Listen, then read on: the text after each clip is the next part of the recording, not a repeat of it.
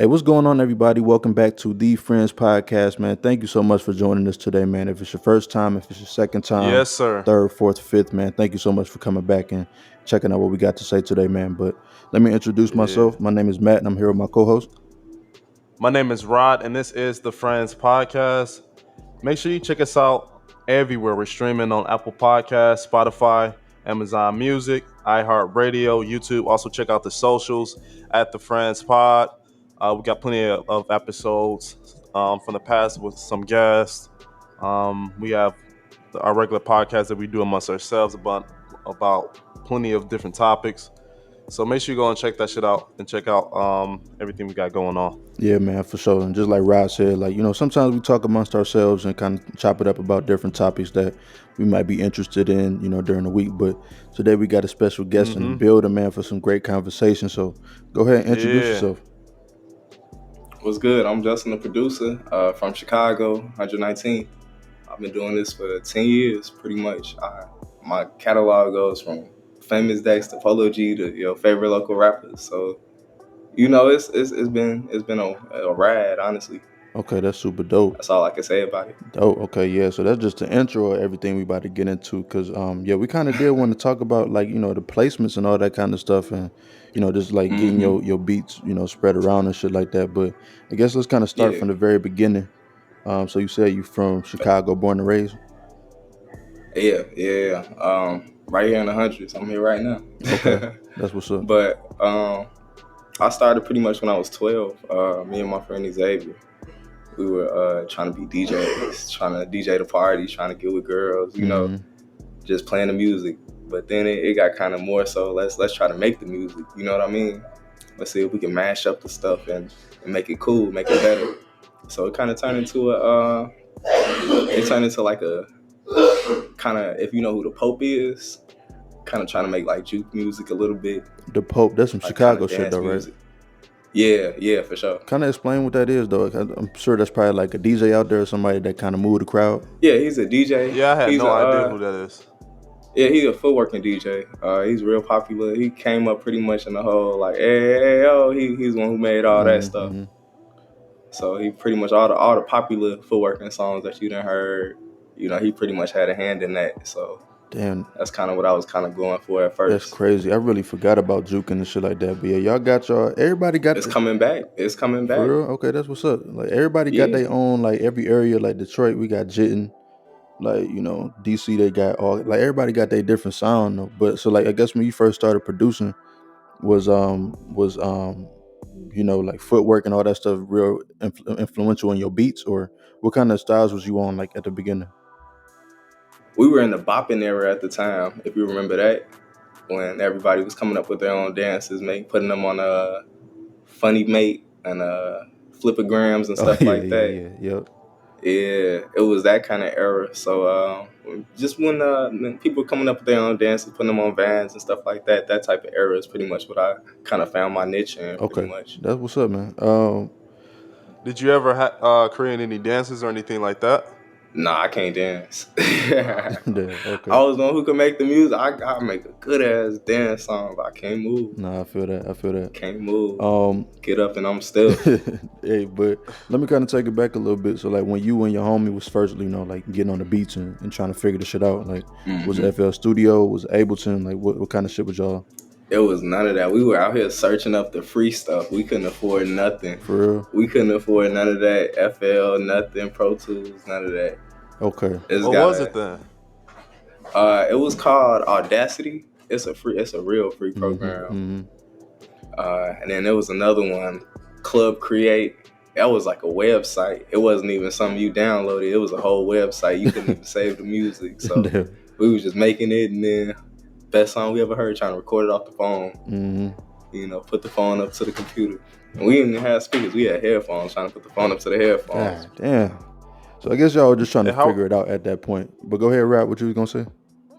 Yeah, I was like, how were you putting together your DJ sets and putting together the songs, and what's that process like for you at the time? Yeah, that came pretty much with the Ableton, Audacity stuff. That's the first software we kind of downloaded, where we could just download stuff off a MP3 downloader, downloading the tracks, chopping up the stuff, adding our own kind of flavor, reverb, and sounds, just mixing up the sounds. And when you were like picking So songs, what kind of music were you trying to choose when you were picking your whatever DJ was set? popular, whatever had the girls get up, Okay.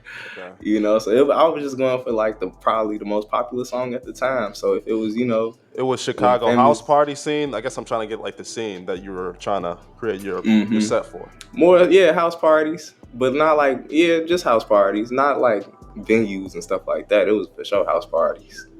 Okay. And that was that like the Chief Keef kind of era or with the drill and all that kind of stuff? All right. Yeah, kind of getting out of that, actually, going into more so the SoundCloud era too. So more so a Okay. mix of both. Okay, that's what's up. Because it was like, Yeah. 2013, 14, 15, 16. So it was, it was various eras. What kind of artists out there was popping at that time? Because I'm trying. You said Famous Dex. I know he was popping around that time. Yeah, Dex was going crazy. Yeah, Chance the Rapper, Dex I guess, was out crazy. there. Chance. We had Chance at the time. Man, it was kind of dry. Herb was kind of making his footprint, but it was more so pretty much the artists that you hear now were pretty much making a rounds pretty much in the city. So Dirk was really putting his foot down, letting it be known he's trying to be the next up. So stuff like that was going on. Then you had the smaller artists that kind of came and went at the time. Like you had the Spenzos, if you remember him. Never heard of him before. You probably don't. Nah, exactly. Yeah, it was a whole lot of coming and goings. So a whole lot of artists that just kind of you hear about them, then you don't hear about them. Damn. Okay. So I feel that. Well, I guess let's kind of I want to take it back still and just kind of talk about like your upbringing and stuff like that. Like, what was going on, like in Chicago around the time when you was a kid? Like, even when you was, first starting to try to DJ and make your own, footprint in this shit. Like, what type of shit was going on in your environment? I mean, it was the regular Chicago environment you hear about, honestly. Okay. I went to school, walked to school. It was dangerous. Wasn't dangerous. You don't realize it till you're older how much is really going on. So it's pretty much that. I don't want to throw too many exaggerations on it. No, I feel that. But it wasn't nothing insane. I wasn't dodging bullets every walk home and stuff like that. But it wasn't nothing sweet either. But that's how they be trying to make a sound, though. Like everybody that try to talk about it, it's nothing. They always be like, man. I mean, of course, everybody's from. Go ahead. Now I'm about to say, like, even these people on YouTube, like the Trap Lord Rosses and Ross. Yeah, I just watched his video. Yeah, me too. I just watched the shit. He was talking about on the east side, like over east, with Herb and I just watched that shit. Terrortown. Yep. Yeah, I was watching an old interview actually about G Herbo, and he was mentioning back in the day he couldn't even go to school because that's where, like, I guess his ops would come out and try to come and get him. So he was like, yeah, I can't even hit the school because then they're gonna come and get me there, like they shooting at me. Like, it's different for everybody. We all in different. It's a big city, so we all in different parts of the city. Yeah. So. And I'm in 100, so it's harder for stuff like that to happen because every school is so spread out, all the stuff like that, But over east, things would be real close in this together. So I could see that, you know what I mean? It doesn't sound too crazy. it sounds like Chance the Rapper neighborhood. Now Chance the Rapper's from what's it called? Chatham. It's actually pretty cool over there.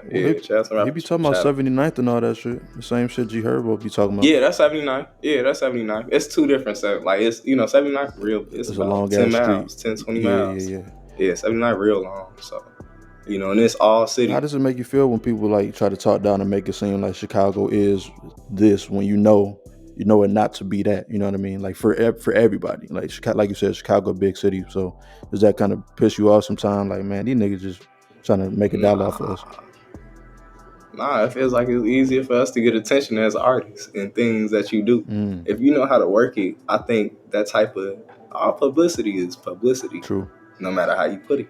So if you out here, everybody saying bad shit about your city and you coming out, people gonna expect something from you. Mm-hmm. So they gonna watch it regardless, just because they expecting something, whether it's good or bad. So it's about how you make it. You could put yourself in the best position just from that bad, feeling that other people get. Yeah, that's a good way to look at it. Then let's kind of flip it from a negative to a positive for sure. I guess what kind of talk about when you first you was making beats and stuff like that. When did you know that you was actually good at doing that shit? Like when did it hit you? I didn't at first. Mm, It was pretty much my homies. They I wouldn't even say my homies. People in school. People in school pretty much knew I could kind of not even make beats, but I just knew how to fuck with shit. I could fuck with videos, fuck with media, mm-hmm. just things like that. I knew how to work YouTube, knew how to work, Facebook videos, the little Yeah. things. So, and people realize, oh, you kind of, how to mess with music. So, man, can you remake this Yeah. beat, take the tag out for me? Stuff like that. It started with the little things, and that kind of turned into, dang, let me try to make my own beats. Why not? So I Ah. started making my own stuff, and people were hopping on them. People wanted them, so it would turn into that. Okay. Yeah. Cause I. But of course, I was making like EDM at first, so I pretty much kind of knew what I was doing as far as how to make it. Mm-hmm. What? So it always kind of had a different flavor. My bad, No, bro. it's all good. My bad. I'm cutting you off, but no, because I was curious. Like, what made you start with EDM? Like, was you into that shit heavy like at that time? Cause that was that time though. Like No, about 2013, 14, that no. shit was popping. Yeah, it was that time for like Skrillex and Yeah. all the producers and stuff. But now it was my friend who, like I said, my friend X who had got me into it. He was up on all that. He knew about everybody. He knew about all the concerts, all the artists. Mm-hmm. He wanted to go to everything. He wanted to be a part of that. He wanted Yeah. that. So Okay, that's what's up. And then, because the reason I ask is because I know Kenny Beats. I don't know if you're familiar with him, but he started as an EDM producer, and then he kind of, flipped over to like more rap type beats and shit like that. So that's real interesting. Um, I'll be saying I'm trying to do a reverse Kenny Beats because I'm trying to hop into EDM once this rap pop out. hey, shit, that's really where the money at No though, because cap. them white folks will It come is. through, pop a They few gonna mollies, support. and they gonna They be gonna on support. Yeah. for sure. Okay, that's what's up. That's what a real support at. Now, when did the rapping come in for you? Like, was that something that was kind of recent, or did you always kind of have your pen to the paper with that one? Rapping is so fucking recent. Oh my god. I don't know how to explain how recent that is. It was my homies. They they been doing it. Now I was always like I had a studio in the crib since I was like 16. Hmm. But I ain't never did like I was recording other people. I was trying to be an engineer. I feel like I was shortcoming myself or however you want to say it. I was trying to focus on other people's music too Hmm. much. So it was more so I just kind of like, dang, let me try and make my own song. I'm watching everybody drop videos and everybody, get numbers and stuff like that. It's like, dang, I'm already a producer. I got a name already. Why not? You know what I mean? Hmm. You know how to record, So it was kind of like engineer. that. Right. I knew all the ins and outs of it. So it was kind of like why not try it? Hmm. And it worked. So I just kept it going, and it's not like people think it's like the first focus, but it's always been a back burner thing. That's just because I know how to feel like I feel like I know how to do it so well as far as the business aspect of it, where it doesn't have to be my top priority, where I know how to drop it something and watch it Hmm. and focus on the other projects I got going on. No, I feel that. I feel that. So like, what's been your process with that though? Like, so I guess is you just straight, off the dome with it? Are you trying to write shit? Nah, I can't even freestyle at all. I want that to be known. I can't freestyle for shit. Everybody be lying saying they Right. can. I can't freestyle for nothing. Okay. I'll hop right out the cipher. I'll play the beat for y'all. Yeah. Okay. Fan the beat I got. Nah, I can't freestyle. Okay. So just writing. But it's more so writing, yeah. I have a particular writing style that I kind of always go to. So I stick to that. And then I'll write the song, before I find the beat. And I like that because it's kind of like, I feel like it could be a little bit more versatile where, I'll record on a certain day where it's like it's based off my mood. Hmm. So if I'm feeling bad today, I'm gonna be looking for a sad beat. And the song's already written. The song's gonna be about the same shit. Right. I ain't on yet. I can rap about the same shit for as long as I want till I get on and people complain. Yeah. So No, that is true. it's more so. And what I was gonna say is like, so okay, so do you always make your own beats for your own raps, or like when you talking about, oh, I'm trying Not to at find a all. beat, is you trying to find one of your own beats or like Nope. anything? Nope. I don't think that's how you kind of get what you're looking for by rapping on your own beat. So no, I wouldn't. I probably will never. I have a couple times, but it just turned into like what for? I already got beats. Why not try other people's stuff, other people's sounds, see how they come in. Because I feel like once you rapping on your own stuff, you putting too much emotion. Now you trying to be a perfectionist. Interesting. So because I was gonna say not really it turning worked for into Pierre, it artist. worked for J. Cole. Yeah, it worked for some artists, Kanye. but Pierre also had Cardi. Yeah, that is true. I feel like people always tell me Pierre do it, but Pierre had Cardi, so Pierre had a fan base by default. Yeah, okay, I can see it that way. Yeah, I guess if you're trying to really get to the Pierre level, so like, what kind of shit do you see yourself as? Like, what kind of genre type shit do you see yourself as, like, as a producer? As a producer, I'm real versatile, but I try to push soul beats just because that's what I didn't made money off of, and that's what I kind of got my name off of. Cause soul beats just kind of all my soul beats was placements. All the placements you see me on was like a soul beat type. So I feel like that's kind of what I should stay in as far as pushing it. But I'm always making what I want to make. Mm-hmm. You know what I mean? It's always gonna be however I feel that day. But as far as what people see, they gonna see what they want. What they feel like they're coming for. So if they hear something else, that's like, damn, I ain't know I was gonna hear this. Of course, they'll find that, pick that, bite. I feel that. That's a good thing. Yeah, you don't want to put yourself in the box though, because like you said, Pierre. Nah, never. Yeah, like Pierre, he'll rap over his own beats. You say he's not in the box, or he is? He is okay, in the box. Because like he rap on the same. A lot of these London in the track in the box. Yeah. I mean, he do kind of make a similar type of beat most of the time. A lot of these niggas in a trap box, a Uzi box, a Dirk box, a piano box. A lot of them in that piano box. Yeah. They in that piano box bad. Like DJ Chop Squad. That's all you gonna expect from them. Yeah. I mean, but is it a bad thing though? Because I feel like if you find something that that work now, it's just like, okay, boom, like I can just do this shit every time. It's always gonna work. I see what you're saying, but like, I guess is it? No, it's not a bad thing. Yeah, because if I can make a drill beat and make that 100 times and sell it 100 times, and sell it right, it's nothing wrong with that. There's nothing wrong with that. Right? They ain't changed them a chicken yet. You can't leave down on it. But at the same time, you gotta move with the errors. They had changed me chicken. That shit tastes different. For real? That shit definitely tastes different. Yeah, it tastes different. But they don't change it every day. They might have changed the whole like one time, and the motherfucker's still buying it every day. It's a different recipe for sure. I don't know. I don't eat them enough to know, but it's a little thicker. Okay. But yeah. But I do feel you though. I mean, I guess maybe as as an artist and producer yourself, you kind of see it as like, damn, and as a versatile artist and producer, you kind of see it as like, why don't you switch the swag up sometime? Like, I get it. Right. That makes sense to me. I feel like music's always changing, and you got to move with the music. But there are certain elements of music that aren't going to change. People are always going to want the past. People are always going to want certain instruments. But there are certain sounds that people aren't going to want. There are certain waves that people aren't going to want to hear. And that's what I think a lot of producers are stuck in, and artists too. And that's why so many artists are not dropping right now, because it's, nobody knows what to do. That drill stuff is over with. That gangster rap stuff is over with, in my opinion. No, it ain't. I don't see them pushing it. You see what's happening in New York? You don't believe it? You don't believe it? Nah, you don't see what's happening in New York. New York drill is big. I mean, it might be regional, but that's what they on in New York right now. That's what it is. It's regional. They making sure they gonna keep it regional. Yeah, they gonna keep it regional.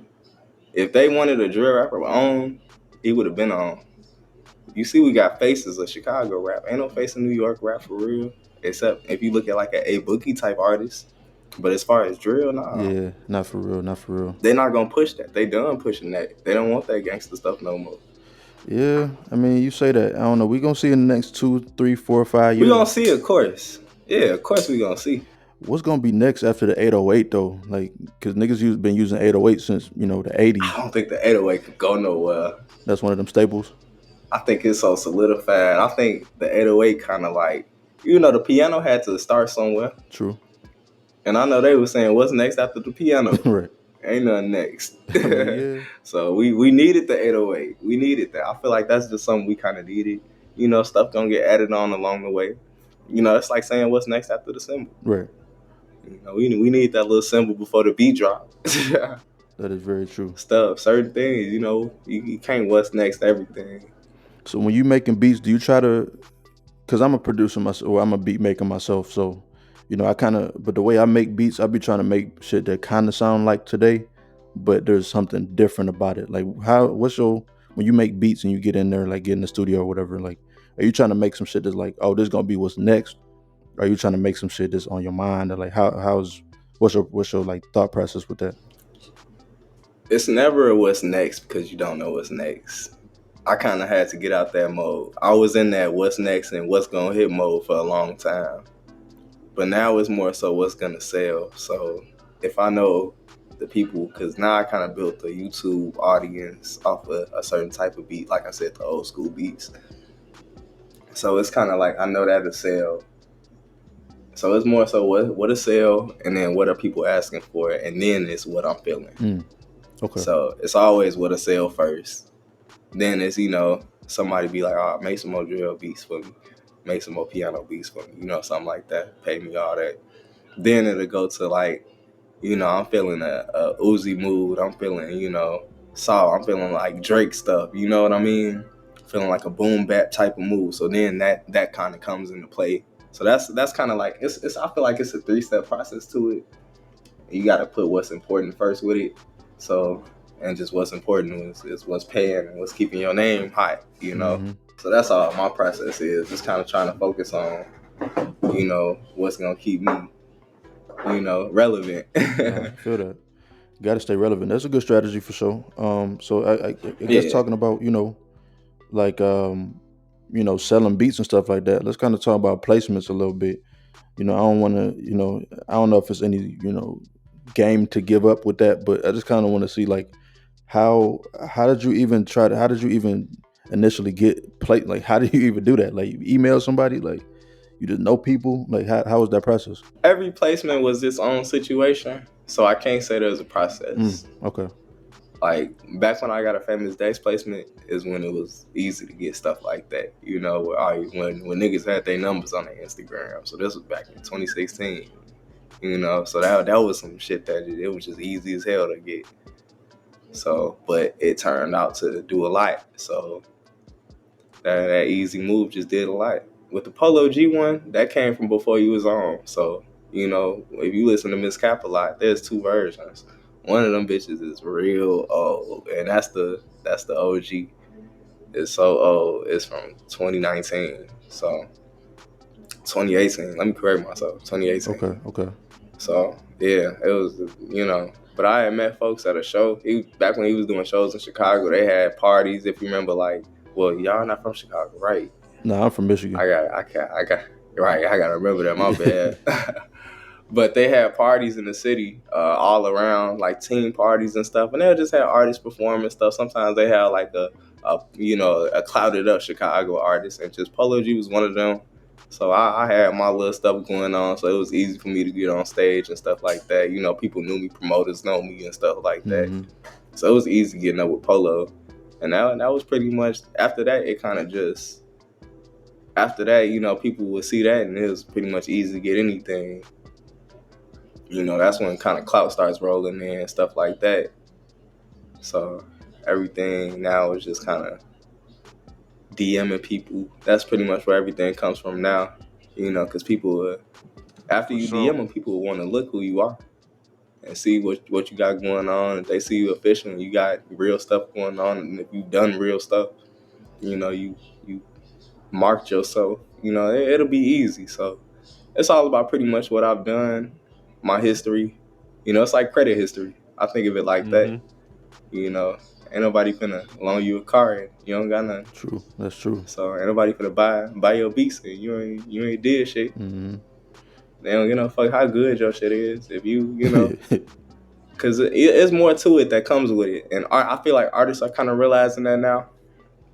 You know, if you buy a beat, you want to buy more than the beat. You want to make sure you're able to buy that beat. You're able to release the song on this beat. That too. Right. You know, people buy a beat and it's not even clear.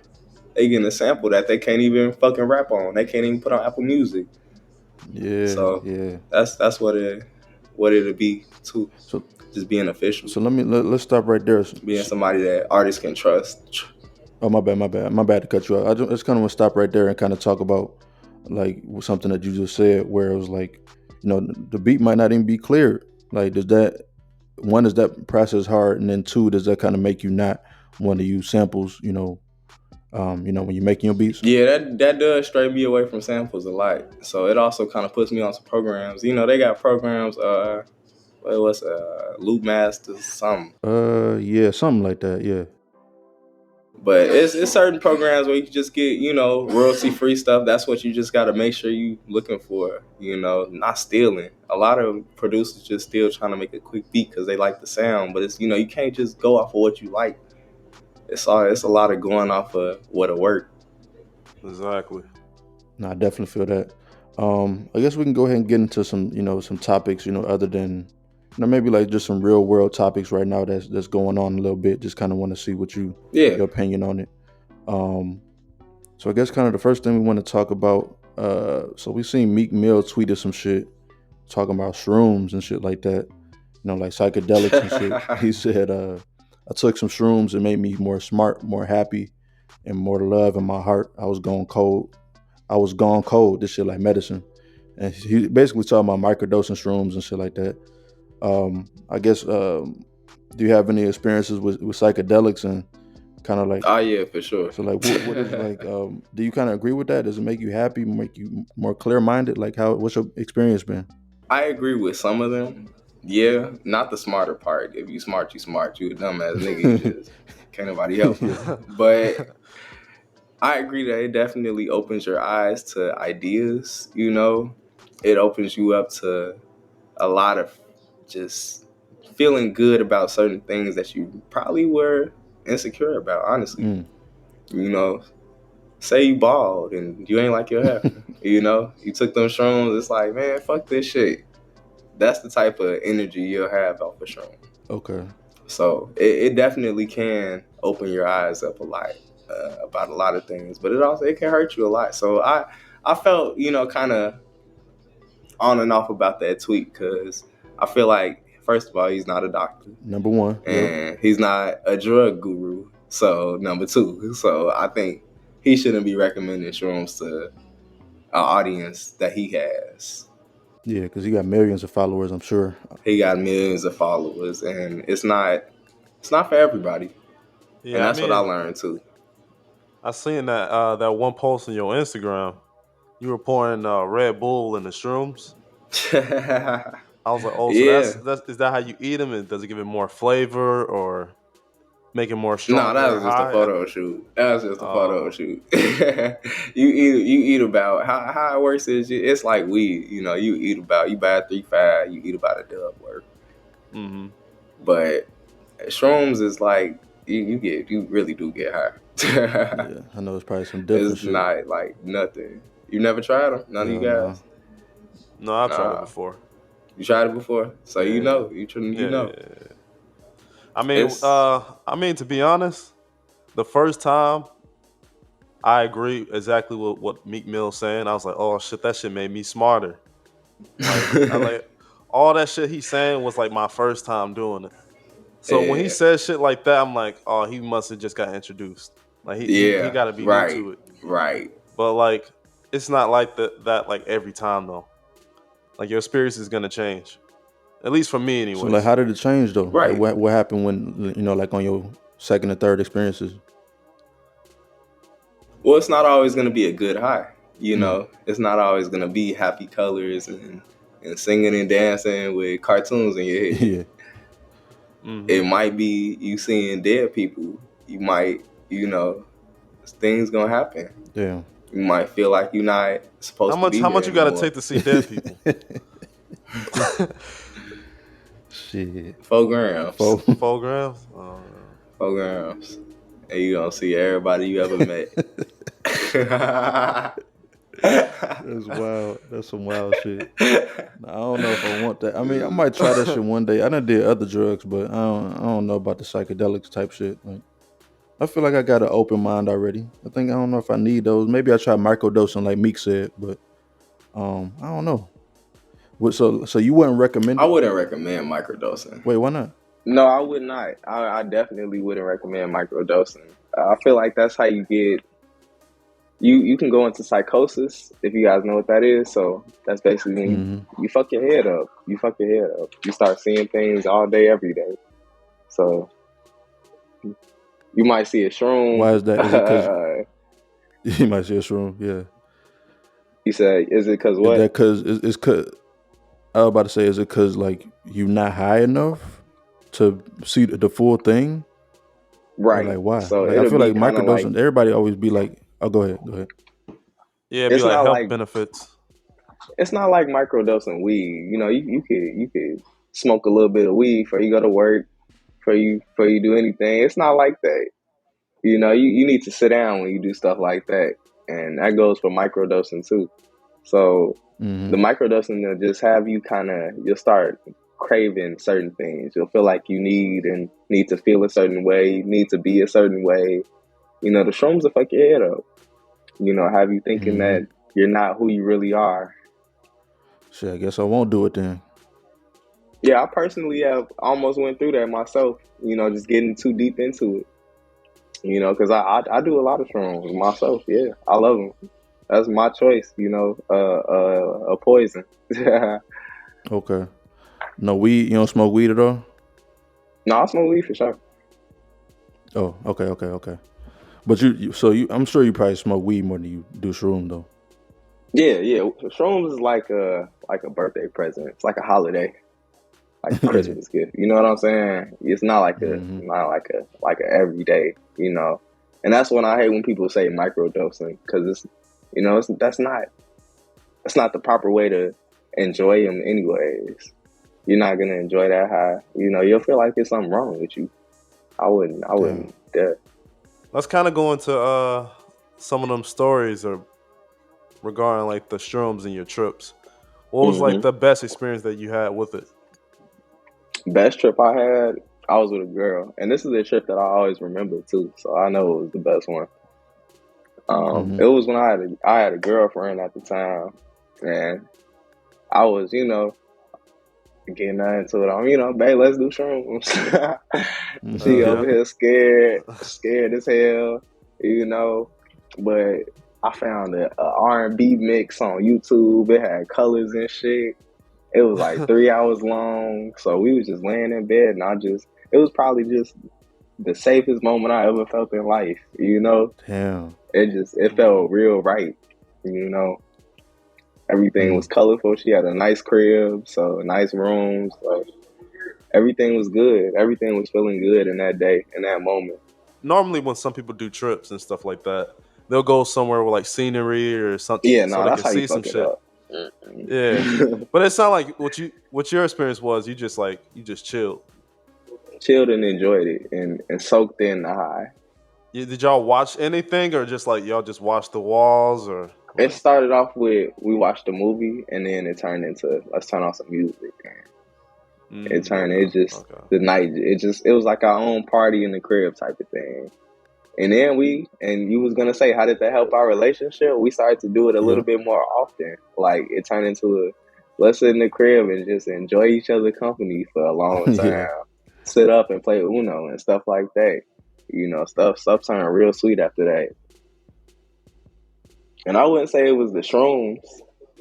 Okay. I would not say it was the shrooms. Well, I mean, of course it was, like, but it wasn't like we needed the shrooms to have that time. But that kind of opened my eyes up to relationships a little bit more, like what you could do and how to enjoy a woman's time and make her feel wanted type of stuff. You know, it highlighted some key points that I needed.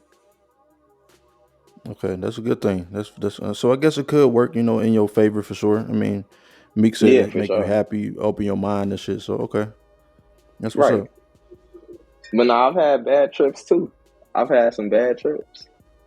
And they always be Talk about saying like the that. bad trips. Yeah, go ahead. Well, I'm probably gonna ask the same question you was about to ask, Rod. Like, so like, is it the bad mindset that you was in before you did it, or like did it just go bad just because it was something bad happened? I would like to say it was because of the mindset, but I always try to put myself in the best mindset beforehand, just because I know what can go wrong.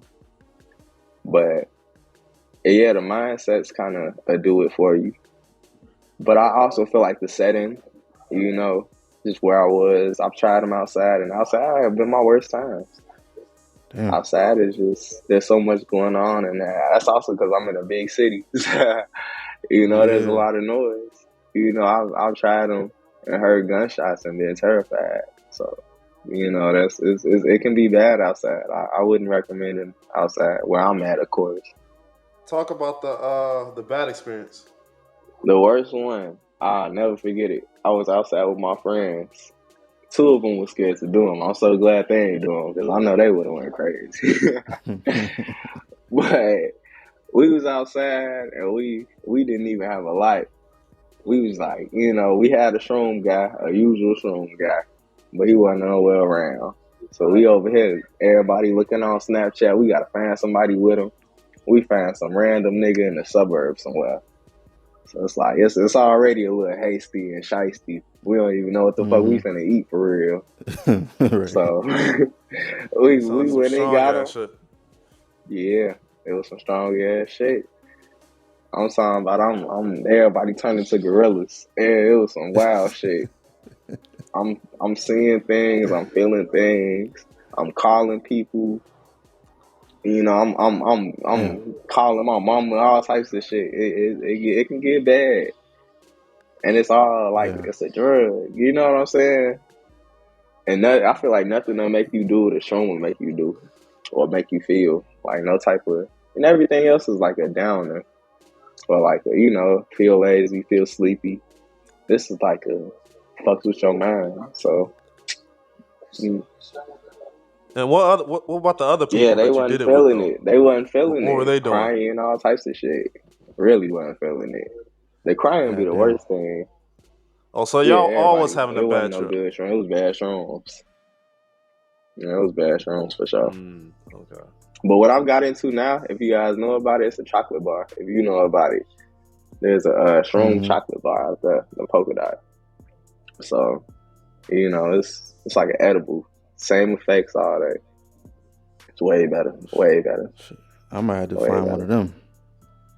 Is it always a I good feel like trip? I've always had good ones with those. I never had a bad trip with those, so I feel like those are like the saving grace. So you know, I don't know what they be doing. Is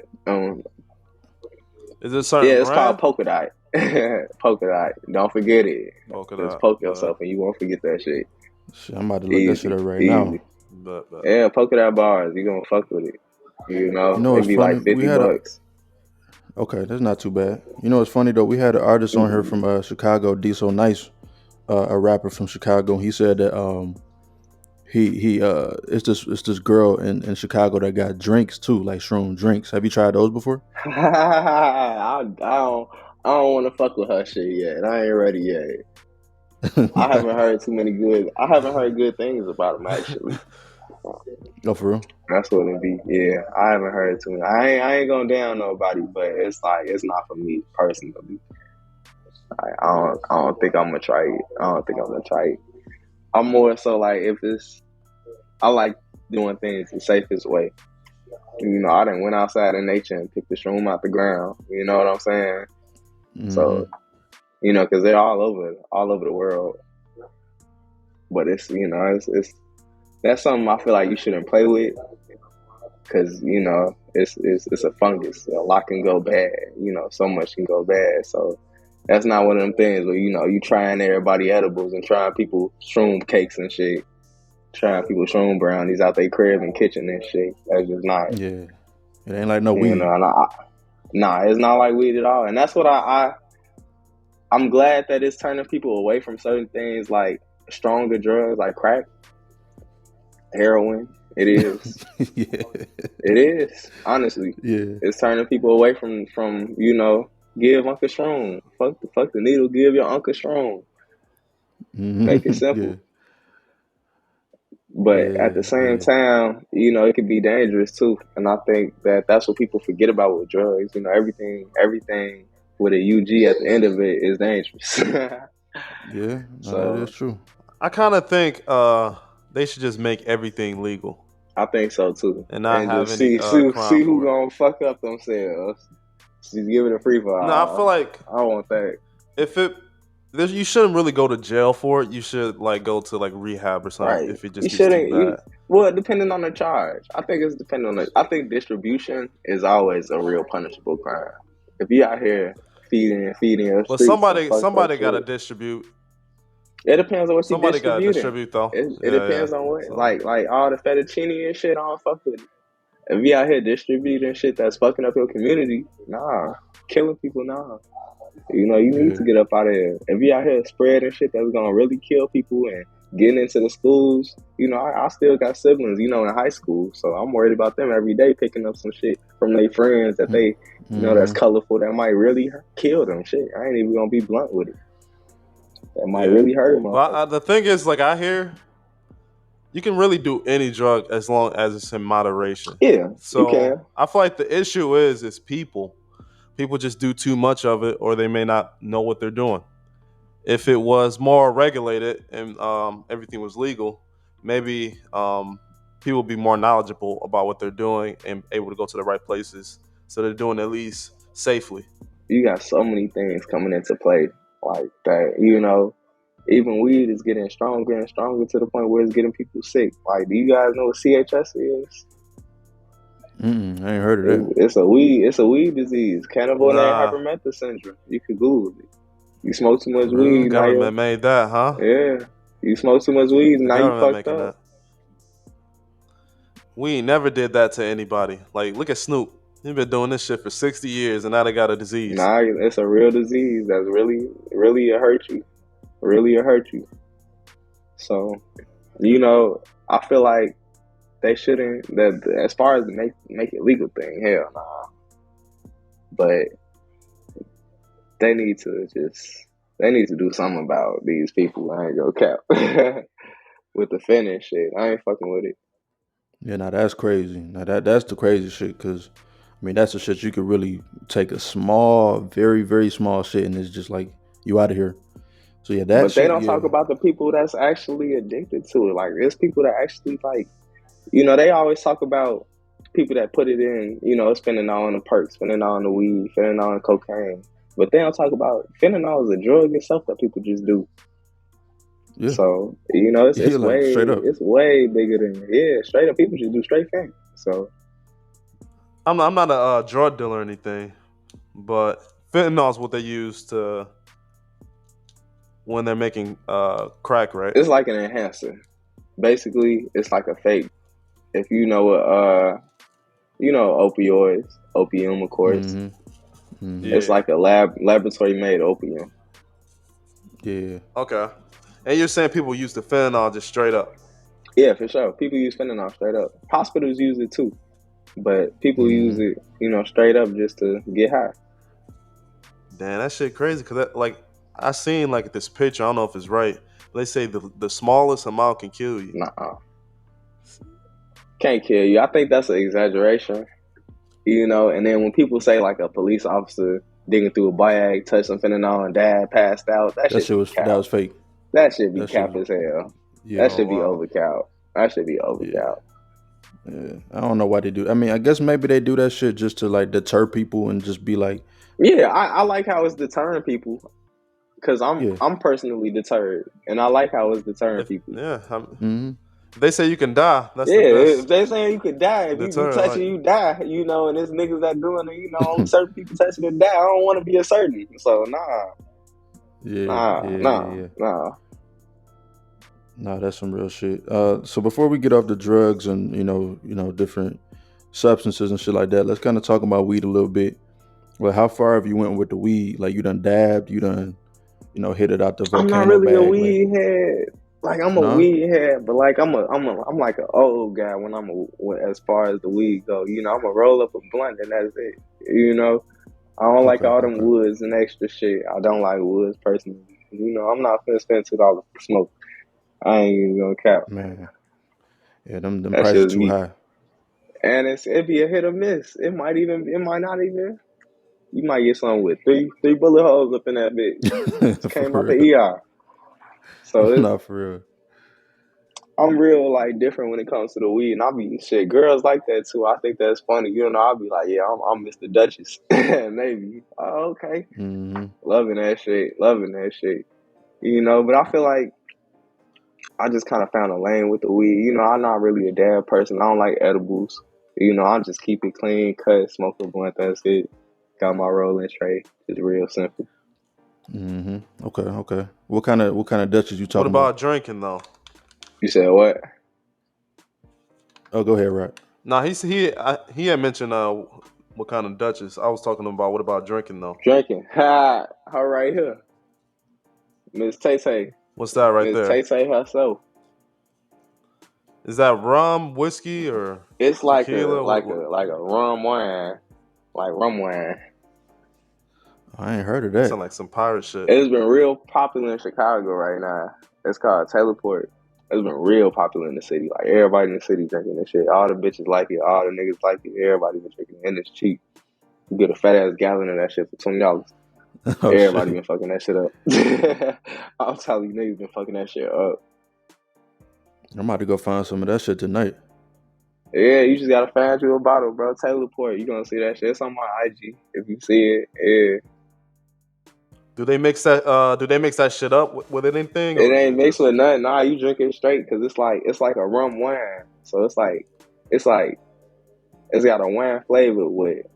It's a high percentage alcohol wine. So it's it's like a sweet. You red? know what I'm saying? Yeah, it's red. It's like real high percentage though. But it's sweet as hell though. It's fat. I'm telling you, as soon as I log off this bitch, I'm telling talking you. about yeah, the girls like real like it. It's easy to drink, easy to fuck up, all that shit. Mm-hmm. Yeah, they be liking the sweeter type shit too. Right, it's sweet, but like still make you feel hard. Mm-hmm. You know that wine drunk though, It's a boy. I'm wine telling drunk you. too, though. That's the crazy part. It's a wine drunk. Yeah, you know how that go. It's Mm-hmm. that feel good.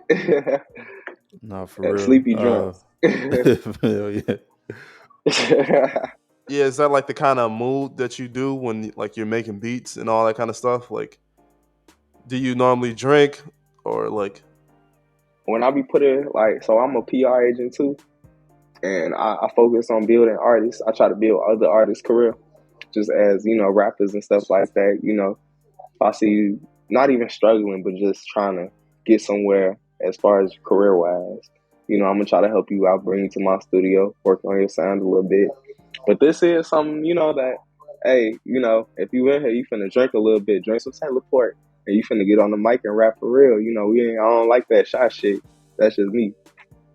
I like you to hop out your body and really feel as comfortable as you can, especially if you in my environment. So yeah, I feel that. yeah, I feel you that. gonna drink around me. You gonna drink around me. But what about like recording though? Cause sometimes niggas will get on the mic and then they get drunk and they get sloppy. So it's like you don't worry about that. Nah, not to that point. I don't let them get sloppy. You know, of course, I know my age demographic. Everybody drink differently, but I'm only gonna give you a True. cup. Okay. I'm only gonna give you enough to boost you. Smoke a little bit, get ready. If you gotta Mm-hmm. save it till it's Okay. your turn, save it. Do niggas be taking like all day to write their verse, or like a lot of people do their shit kind of quick, or is it like what's kind of like that process normally? Most of the time, I make sure I have enough time where if you are writing, I don't got nothing else going on that day, and you paying me enough to chill with you. So, I don't really mind the writing part. So if you gonna sit up there and we gonna write and then make a song, that's cool too. I don't be tripping on that. You be If helping that's out? what's gonna put out, yeah, of course. If that's gonna put out the best work, whatever's gonna put out the best product and have you leaving and come back, that's all it is. What's some of the most talented people that you had come through, like your studio or that studio that you went to? Most talented, not the biggest. I'll tell you that. Mm. Okay. None of them. None of them. None of Okay. them. Not a single one of them. One of my favorite artists, his name Tendo. His name Retro Tendo. Real cool guy. And he's like he's coming with like a Juice World vibe. And he's the only person who I done heard who can kind of really match that energy. Match that Juice energy. Give you that real, like, I'm feeling like I'm still in that era vibe. You know what I'm saying? Yeah.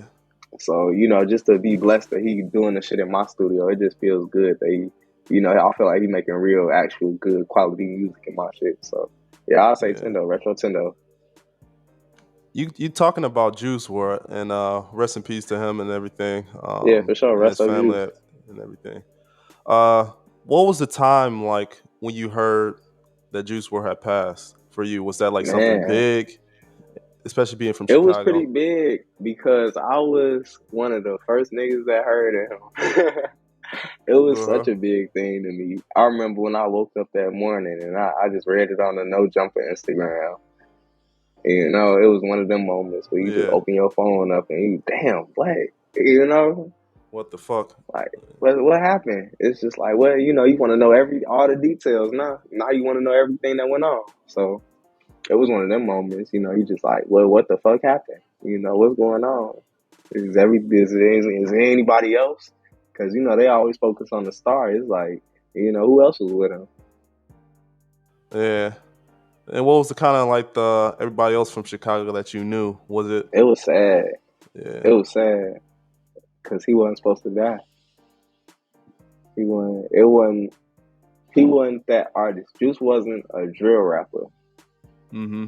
He wasn't like damn, it wasn't never a feeling like, damn, is this the beef Juice finna be in that's gonna get him killed? This the day Juice gonna die? It wasn't never that.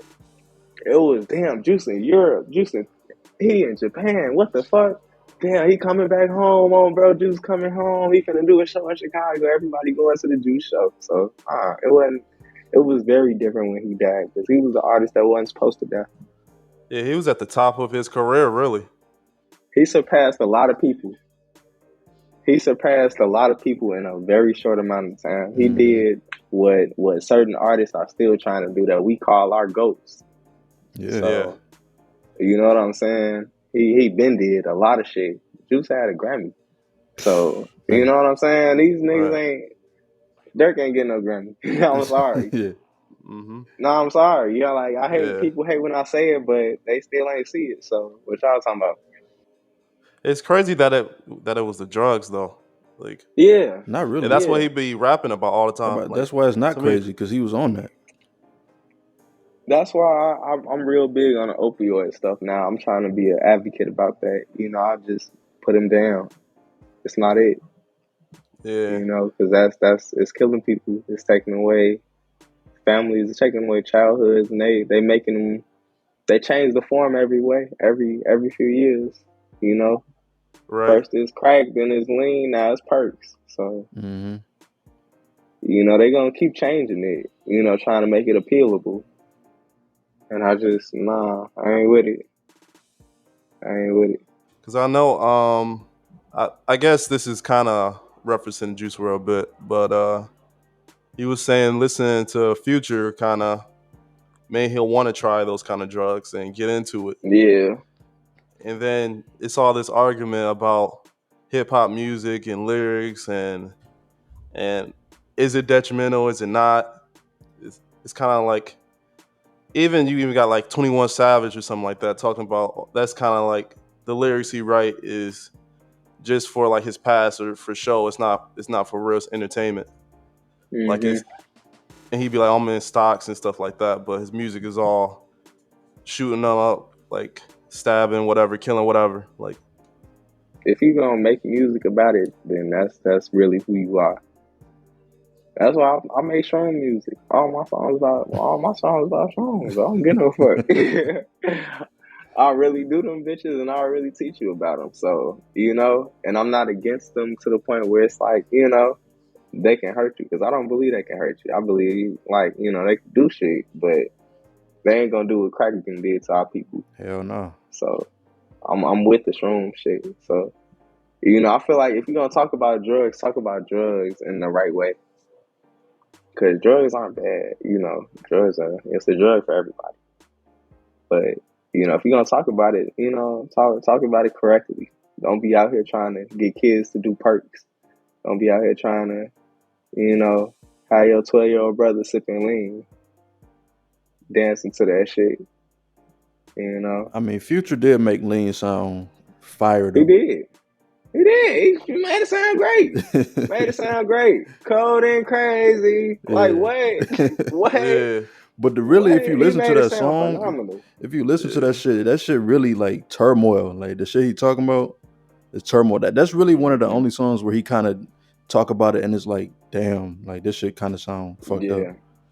Yeah. But he do, yeah. But it's still fire though. What you say though? It's fire. Yeah, though. it is. It's really fire though. Yeah. Like it's that like Future is so like, have y'all heard what he finna do with Herb? I know that shit finna go off. And you know what he finna talk about. So yeah. I feel like it kind of goes into like I was just thinking this in my head. Would you rather have Future music or Juice WRLD like still here? Damn, that's a tough question. I feel like we couldn't have one without the other. So, and he told us we can't have one without the other from his mouth. So, you know, he done told us that. He done said we ain't gonna have Juice without Future. We needed that drug talk. Mm-hmm. But at the same time, I feel like Juice could have talked about it in a different light. Juice talked about doing drugs. He ain't talk about stop doing drugs. And some artists do that. You know, you can talk about like XXXTentacion. He talked about, you know, fighting addiction, beating addiction, and that's why people always talk about how he helped them. And, you know, and I love Juice and I love his legacy, but people don't talk about how Juice saved him through depression and stuff like that. Let's be real. Yeah. Yeah, he did. No, he definitely did. So we get certain conversations about them certain artists, you know. Yeah, it's just different with some of these artists where you can still talk about them even after they pass. That's how you know the music is something special and they actually left something behind. Yeah, some of them do, you know, and I feel like some of them I hate that some of them were waves. Like, remember Lil Peep?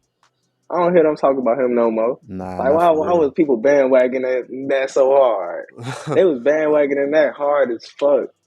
Yeah, hell yeah. Like, they was trying to out here make him a legend, all types of shit. Man. I don't know who the hell he was for real. Yeah. I like a couple, like maybe 2-3 songs and can name one to this day.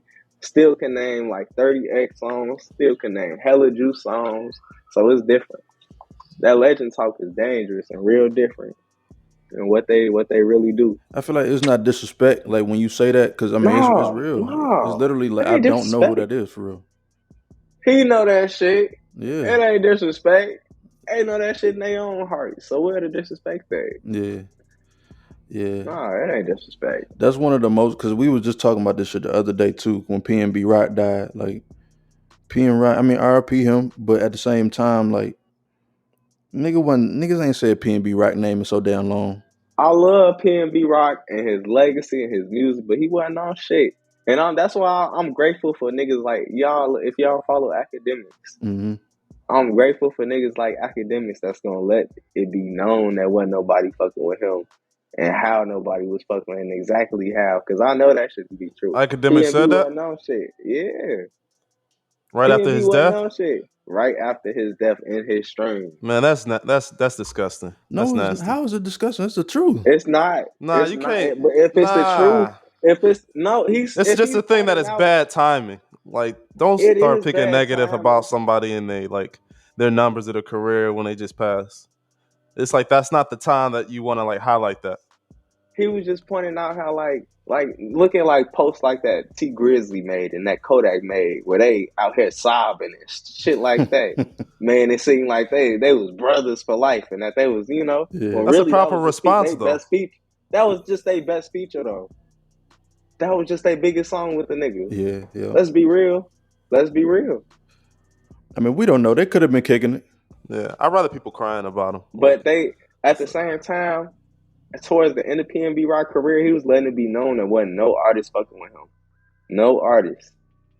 He was driving a regular car to that Roscoe's. Damn. Like, all this shit is coming to light.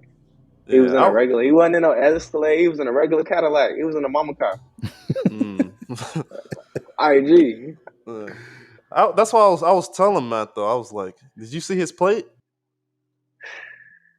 Like the picture of his plate at Roscoe's?"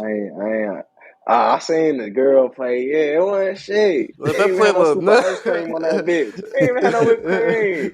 Like that shit just looked dry ass waffle. It was dry as hell.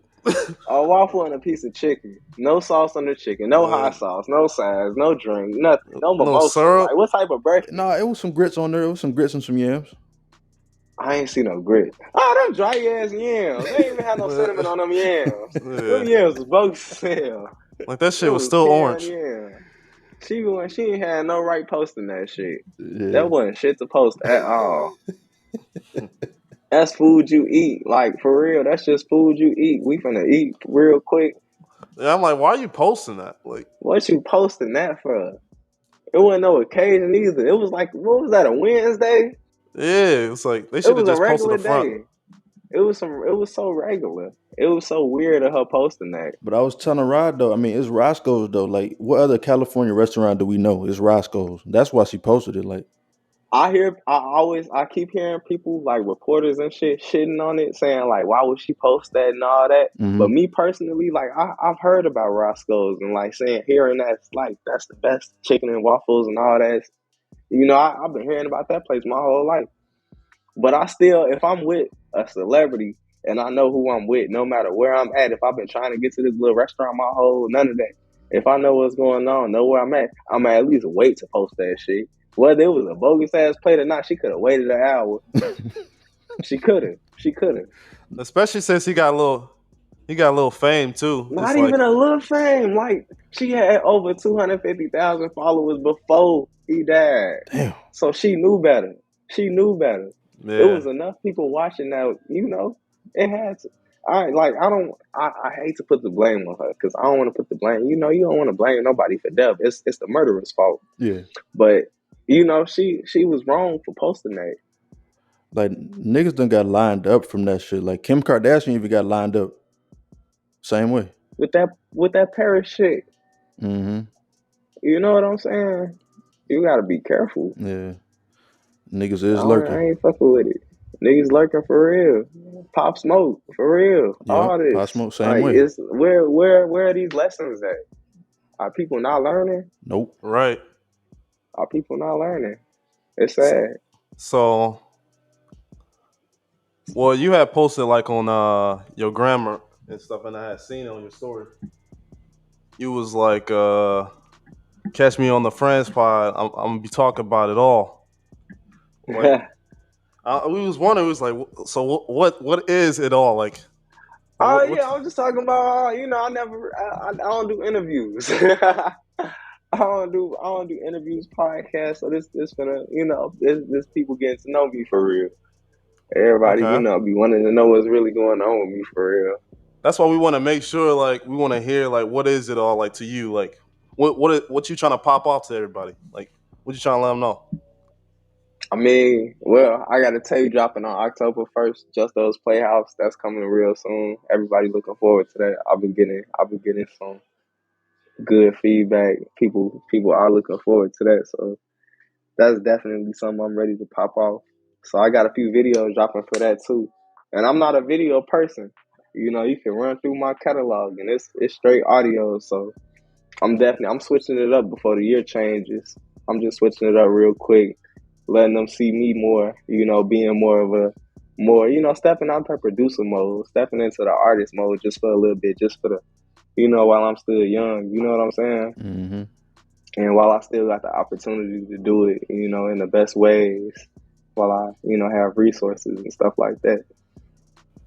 Get into that artist mode and visuals and things of that nature. Are you working on those aspects as well? Yeah, I got a video dropping soon. We working on it right now. It's in the process of getting edited. I got a video dropping probably the day of the tape. I got 2-3 coming out real soon. 2 in September and 1 on the 1st of October. So there's gonna be a lot of shit coming. A lot of shit coming. Looking forward to that for sure. Yeah, a special Halloween video coming. That Alice in Wonderland. It's people gonna love that. It's people gonna love that. A whole lot of white hoes. People gonna love that. Like, it's gonna be some insane shit. I'm in college, so everything kind of coming naturally with the as far as finding people and shit. So Yeah, shit been cool with the roles and stuff like that. man, the And just college finding. life. How Yeah, it what's makes it that? so What's much that? easier. That balance like in between like what you trying to do with like the music and everything and like the school. It's interesting because I done built a name for myself in the city, so people know me. It's weird. It can be weird, like at parties and stuff. Like right now, honestly, I'm trying to get some white friends. That's what I'm on right now because Yeah. all the niggas like, everybody want to treat you, different than everybody else, But I'm just there to have fun, there to be me. People want to go off of who you know and what you've done and what you can do for people. Everybody think I'm going home to a studio with Polo G every day. Yeah. It's crazy when it's in reality I'm just here like y'all. So that's what I'm trying to make it and keep it till I'm not. So that's all it is with the college. I'm just trying to keep it business in college, and then what's the outside, what I built in the outside world is what I was already doing it before college, so it's already in the air and it's already there.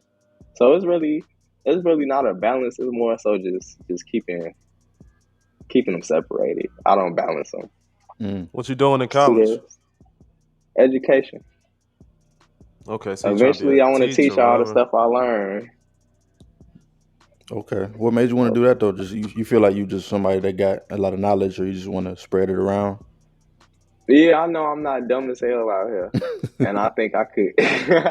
I think I could do something, but I want to teach on a collegiate level eventually. Start with kids, of course, but eventually I want to go ahead and try to teach, college students. Just try to teach them the business aspect of music.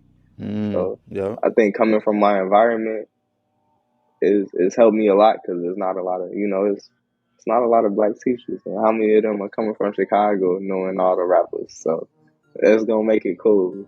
That makes it so much cooler. Nah, for real. I think that makes it fun, and it kind of, people don't think about the money aspect as far as being an artist. You always want to do something, and these artists do have regular jobs. They just make Right. it seem like it's not. Mm-hmm. So I want that to be mine, where it is what it exactly appears to be. It's a regular job, but I'm an artist. Mm-hmm. So For sure. I want to keep what I'm doing. I want to keep them 2 different lifestyles. Always, I want to keep going with the music because it's going. It's going. It is. Nah, for sure. It's starting to pick up a little bit. Producing's always been there. But the rapping part was the part that I was trying to break into, trying to find a niche in, because it's such a flooded market. So that's what I was trying to really get a grasp of, and now that I feel like I'm kind of doing that, it's all cruising now. So, like a little bit more into the campus. You want to shout out the campus? Like, what school is it? No, I can't do all that. Okay. And Yeah, what? my. Okay, what about like shows and stuff like on campus? Do they have like open houses and things of that nature, or are you I like don't do in shows yet. I haven't. Okay. So performance wise, nah. But I always scout. I'm always scouting. I scout everywhere I go. I'm always looking for an artist that I think can do something as far as on Apple Music, as far as on video wise, show wise. An artist that girls like, that niggas like too. So I'm always scouting every show I go to. I do go to a lot of shows just to check out who's hot, who's not, and who's improving too. So I try to stay consistent to see who's actually making noise and stuff like that. So I didn't picked up a couple artists on campus trying to, like I said, I'll be on the PR stuff, trying to make them into a better artist than they can be now. So that's helping my name and helping them too. So they feeling like they getting the help they deserve, and I feel like making a difference. For sure. All right, this is gonna be the last question. I just want to ask something Of course. Chicago specific. So like, if you had to choose like 3 like good ass spots to eat in Chicago, like what? Good ass spots to eat. Oh Yeah. my God, that's so easy. Reggio's, Harold's, and AP Deli. Wait, what was the first one? Good ass food. Reggio's Pizza. Best pizza you'll get. Okay. AP Deli, that's the best sandwich you gonna get in the city. And Harold's, everybody know that's the best chicken. Fuck Uncle Remus. Uncle Remus not good though? I never tried it. I tried Harold's. Man, I ain't trying that shit. I don't like that shit. I don't like Uncle Remus, bro. Nah, that Harold's with it's the sauce. It's too sweet. It's like a sweet ass. Uncle Remus like sweet and sour chicken to me. I don't like it. Oh, nah. Yeah. I don't like it. It's like sweet and sour fried chicken. Nah, we good on that. I mean, but if you go to Harold's and get that mild sauce, that shit kind of sweet a little bit though. Yeah. Nah. I'm just saying, Uncle Remus just throw that tang in there. I don't know, something different about them. Yeah. Okay. Harold's though for sure. I'm trying to get some today actually before it get too dark. For the day get too old. Grab me a 6-piece real quick for dinner. Yes, sir. I feel that. Every time I come to Chicago, I gotta go to Harold's. Wait, so gotta go to Harold's. You don't fuck with Giordano's? Because I know that's the big popping one. Yeah, occasionally, but Giordano's is like deep dish. That's not the real Chicago piece. Wait, what? I thought we don't eat that for real. What you mean? We don't eat that for real. Nah. How? Everybody be like, oh, y'all be on a deep dish. Like, what? How y'all don't eat deep that? Deep dish is some commercial shit. That's commercialized as hell. Okay. Nah, real pizza is the flat, just regular thin crust. Okay. There's extra cheese on it. Cheesy, good sauce. You gotta go to Beggars. That's the real Chicago pizza. Okay. Next time, I'm gonna send that to you, Beggars. Next time you out here, you gotta try some Beggars. That's the realest Chicago pizza you'll try. Nah, definitely. And it'll be like, or Italian Fiesta. You ain't heard of Italian Fiesta? But I was gonna just ask you about the Italian beef and Pepsi. Like y'all, I know y'all fucking with this. Man, I had one on Friday. For real? Yeah. Okay. Bona Italian beef. Love them. Yeah. Okay. Gotta get you an Italian beef, extra cheese, dip, hot peppers with a Pepsi on the side to wash that shit down. Yes. Italian beef and Pepsi. There's nothing wrong with it. Try it. No, for sure. Yeah, man. So definitely when I come back over there, I'm gonna have to try all that shit. But we appreciate you for coming through. Come on out here. Both of y'all gotta come out here, right? Hell yeah. Most definitely, for sure. I've been out there a few times, so gotta get out there. Yes, sir. But yeah, we appreciate you for coming on, man. Thank you so much for this good conversation and shit like that. Oh yeah, hell yeah. I've been trying to get her for a minute, bro. Yes, sir, Most man. Definitely. So it's been a great episode. So we about to go ahead and get up out of here, man. This has been The Friends Podcast, man, and we out. Peace and love. All right, y'all be safe, man. Keep it 100. Yes, sir.